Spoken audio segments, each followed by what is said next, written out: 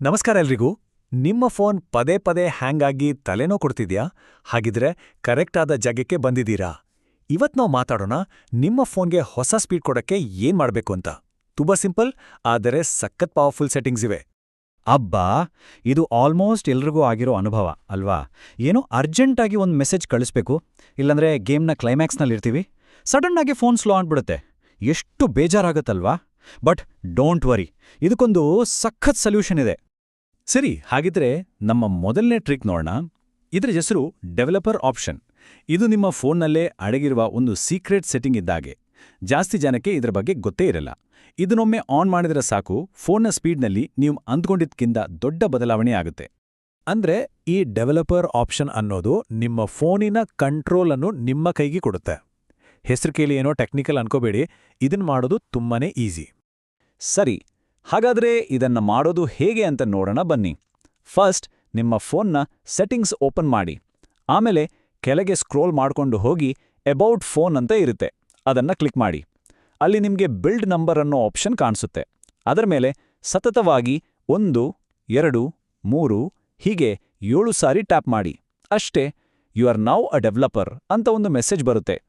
ಈಗ ನೀವು ವಾಪಸ್ ಸೆಟ್ಟಿಂಗ್ಸ್ಗೆ ಬಂದ್ರೆ ಡೆವಲಪರ್ ಆಪ್ಷನ್ಸ್ ಅಂತ ಒಂದು ಹೊಸ ಆಪ್ಷನ್ ಕಾಣಿಸುತ್ತೆ. ಅದರೊಳಗೆ ಓಡಿ ಆನಿಮೇಷನ್ ಸ್ಕೇಲ್ ಅಂತ 3 ಆಪ್ಷನ್ ಇರುತ್ತೆ. ಅದನ್ನ 1x ಇರೋದನ್ನ 0.5xಗೆ ಚೇಂಜ್ ಮಾಡಿದ್ರೆ ನಿಮ್ಮ ಫೋನ್ ಎಷ್ಟು ಫಾಸ್ಟ್ ಆಯಿತು ಅಂತ ನಿಂಗೆ ಗೊತ್ತಾಗುತ್ತೆ. ಓಕೆ, ನಮ್ಮ ಎರಡನೇ ಟ್ರಿಕ್ ಕಡೆ ಹೋಗೋಣ. ಇದು ಎಲ್ಲರ ಫೋನಲ್ಲೂ ಇರೋ ಗೂಗಲ್ ಪ್ಲೇಸ್ಟೋರ್ ಬಗ್ಗೆ. ನಾವು ಡೈಲಿ ಯೂಸ್ ಮಾಡೋ ಈ ಆ್ಯಪ್ನಲ್ಲಿ ನಮ್ಮ ಫೋನೆಲ್ಲ ಸ್ಲೋ ಮಾಡೋ ಒಂದು ಸೆಟ್ಟಿಂಗ್ ಇದೆ. ಅದನ್ನೀಗ ಸರಿ ಮಾಡೋಣ ಬನ್ನಿ. ಯಾಕಾಗುತ್ತೆ ಅಂದ್ರೆ ನಮ್ಮ ಫೋನ್ನಲ್ಲಿರೋ ಆಪ್ಸ್ ತಾವಾಗಿಯೇ ಬ್ಯಾಕ್ಗ್ರೌಂಡ್ನಲ್ಲಿ ಅಪ್ಡೇಟ್ ಆಗ್ತಾ ಇರುತ್ತೆ. ಇದರಿಂದ ನಮ್ಮ ಫೋನ್ ಸ್ಲೋ ಆಗುತ್ತೆ, ಡೇಟಾ ಕೂಡ ಖಾಲಿ ಆಗುತ್ತೆ. ಇದನ್ನ ನಿಲ್ಸೋಕೆ ಪ್ಲೇಸ್ಟೋರ್ ಓಪನ್ ಮಾಡಿ ಸೆಟ್ಟಿಂಗ್ಸ್ಗೆ ಹೋಗಿ. ಅಲ್ಲಿ ನೆಟ್ವರ್ಕ್ ಪ್ರಿಫರೆನ್ಸಸ್ ಅಂತ ಇರುತ್ತೆ. ಅದರೊಳಗೆ ಆಟೋ ಅಪ್ಡೇಟ್ ಆಪ್ಸ್ ಅನ್ನೋ ಆಪ್ಷನ್ ಅನ್ನು ಡೋಂಟ್ ಆಟೋ ಅಪ್ಡೇಟ್ ಆಪ್ಸ್ ಅಂತ ಸೆಲೆಕ್ಟ್ ಮಾಡಿ. ಸಿಂಪಲ್ ಅಲ್ವಾ? ಹೀಗೆ ಆಟೋ ಅಪ್ಡೇಟ್ಸ್ ನಿಲ್ಲಿಸೋದ್ರಿಂದ 2 ದೊಡ್ಡ ಲಾಭವಿದೆ. ಒಂದು, ನಿಮ್ಮ ಫೋನ್ನ ಬ್ಯಾಟ್ರಿ ಮತ್ತೆ ಇಂಟರ್ನೆಟ್ ಡೇಟಾ ಎರಡೂ ಉಳಿಯುತ್ತೆ. ಇನ್ನೊಂದು, ನೀವು ಫೋನ್ ಯೂಸ್ ಮಾಡುವಾಗ ಬ್ಯಾಕ್ಗ್ರೌಂಡ್ನಲ್ಲಿ ಏನೂ ರನ್ ಆಗಲ್ಲ. ಇದರಿಂದ ಫೋನ್ ಸ್ಮೂತ್ ಆಗಿರುತ್ತೆ. ಯಾವಾಗ ಅಪ್ಡೇಟ್ ಮಾಡಬೇಕು ಅನ್ನೋ ಕಂಟ್ರೋಲ್ ಕೂಡ ನಿಮ್ಮ ಕೈಯಲ್ಲೇ ಇರುತ್ತೆ. ಇನ್ನು ಕೊನೆಯದಾಗಿ ಒಂದು ತುಂಬಾನೇ ಸಿಂಪಲ್ ಆದ ಆದ್ರೆ ರೆಗ್ಯುಲರ್ ಆಗಿ ಮಾಡಬೇಕಾದ ಕೆಲಸ. ಇದನ್ನ ನಿಮ್ಮ ಫೋನ್ಗೆ ಒಂದು ರೀತಿ ಡಿಜಿಟಲ್ ಸ್ನಾನ ಮಾಡಿಸಿದ ಹಾಗೆ ಅಂತ ಅನ್ಕೋಬಹುದು.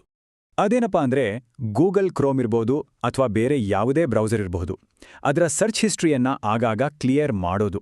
ಯಾಕೆಂದ್ರೆ ನಾವು ಏನೆಲ್ಲ ಸರ್ಚ್ ಮಾಡ್ತೀವೋ ಅದೆಲ್ಲ ಕ್ಯಾಶೆ ಮತ್ತು ಡೇಟಾ ಆಗಿ ಸ್ಟೋರ್ ಆಗ್ತಾ ಹೋಗುತ್ತೆ. ಈ ಕಸವನ್ನೆಲ್ಲ ಡಿಲೀಟ್ ಮಾಡಿದ್ರೆ ಫೋನ್ ಸ್ವಲ್ಪ ಹಗುರಾಗಿ ಸ್ಪೀಡ್ ಜಾಸ್ತಿ ಆಗುತ್ತೆ. ಇದು ನಮ್ಮ ಮನೆ ಕ್ಲೀನ್ ಮಾಡಿದ ಹಾಗೇನೆ.